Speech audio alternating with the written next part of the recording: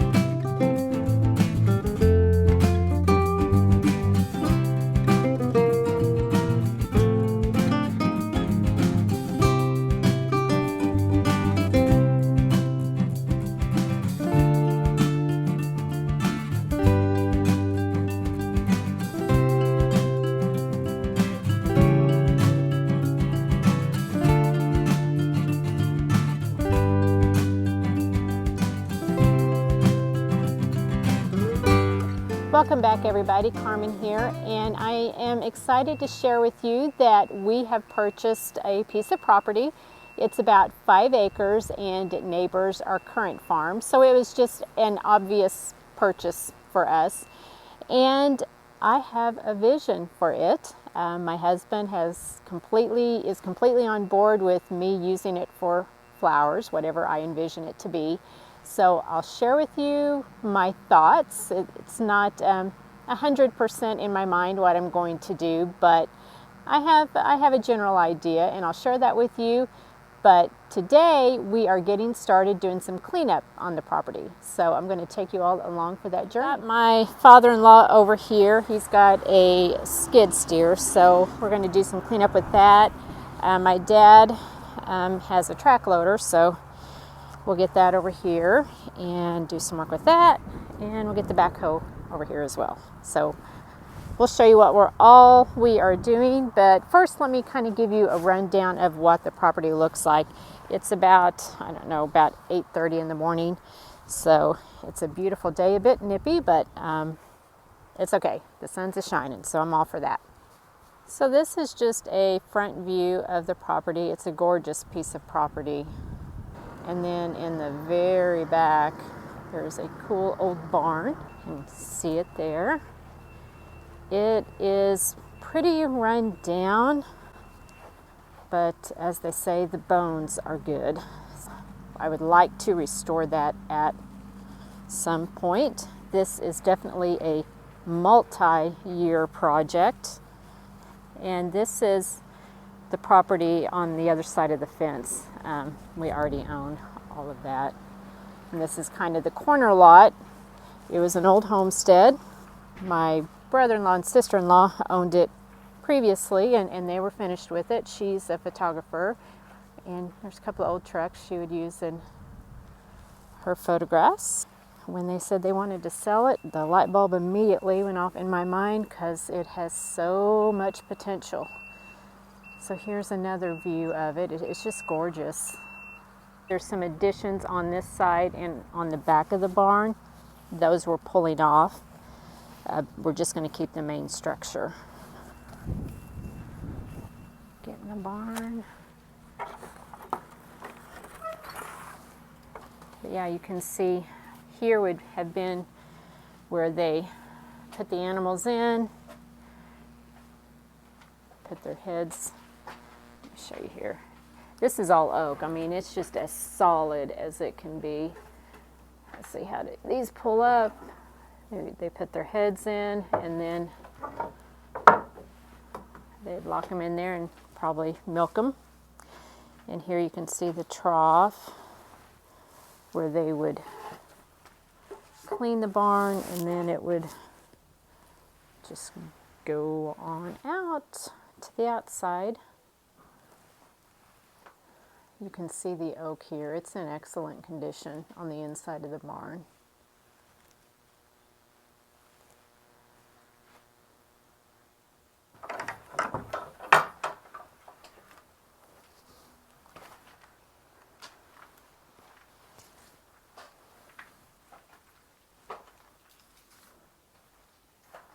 Oh, there's like an old lane. I don't know if you can see it back there.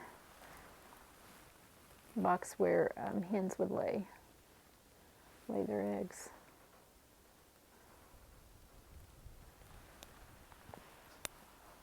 And this is just some tin that my brother-in-law had pulled off back this area here. This was an old chicken coop that they had.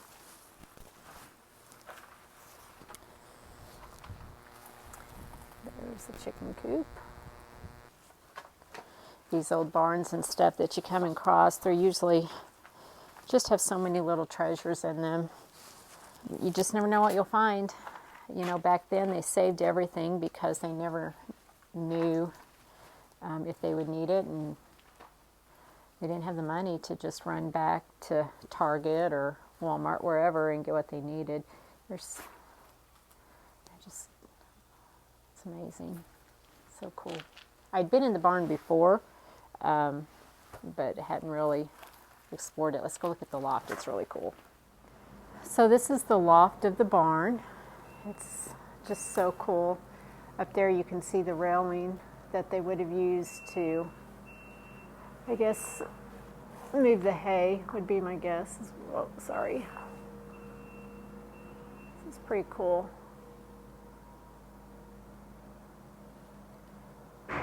Those beams are really neat.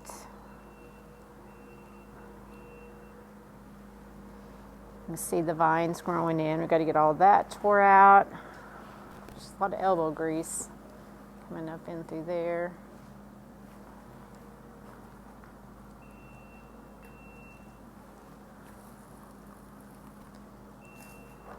I don't know how old this barn is, but my dad, who is 86, almost 87, says he remembers coming here and playing basketball up in this loft. I wonder if that's where they had a basketball goal at. That's funny. Anyway, we're super excited. Sounds like they're doing some work, so let's go out and see what they're doing. So Brian is removing some of the add-on structures to the main barn because we don't want any of that, and they were falling down anyway. So he's just getting rid of those.